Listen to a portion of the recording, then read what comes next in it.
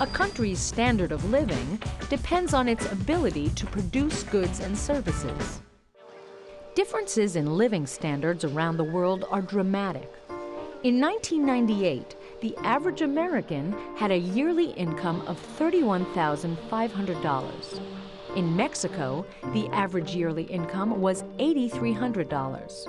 And in India, the figure was just above $1,700 a year. Not surprisingly, these differences in income are reflected in the various measures of quality of life. Americans have more cars, better nutrition, and longer life expectancies than citizens in a country like India. What explains these large differences in living standards among nations? If we compare sort of the rich countries and the poor countries, the difference that explains it is productivity.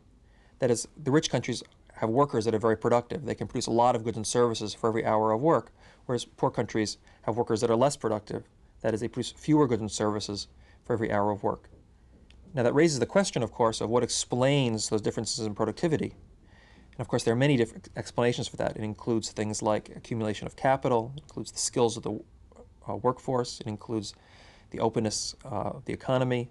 There are a lot of explanations for productivity, but whenever you want to explain differences between rich and poor countries, productivity is the key.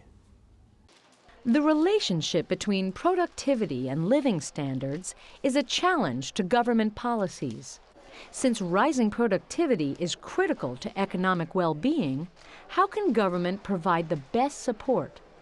One way in which the government can stimulate rapid growth in productivity is through a better educated workforce. And indeed, one of the reasons the government often cares about education policy is because of its impact on the skills of the workforce, which in turn influences the productivity of workers down the line. Typically, the U.S., Western Europe, and Japan are states that are very economically free, that they've encouraged development, that they've encouraged entrepreneurship, that they've encouraged technological advantages with relatively low levels of government involvement in the economy. In the U.S., the government is really involved in about 1/5 of the economy. In states that are less well developed, you find the government is really the dominant buyer, the dominant actor in the economy.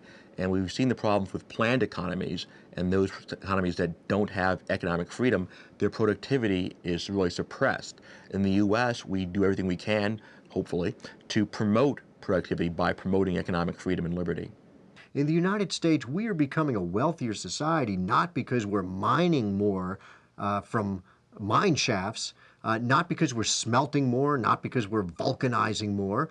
We're becoming wealthier because of our brains, because of the software algorithms, because of the formulae that pharmaceutical scientists come up with, because of the software, because of the entertainment products that George Lucas and Steven Spielberg create. So it's the creativity, the patents, the research and development that create the ability to become wealthier. Other countries may be just as smart, maybe have more geniuses. The genius, though, of the U.S. economy and of democratic capitalist economies is that they take brain power and they figure out how to channel it into a free market, and consumers in the end benefit from this.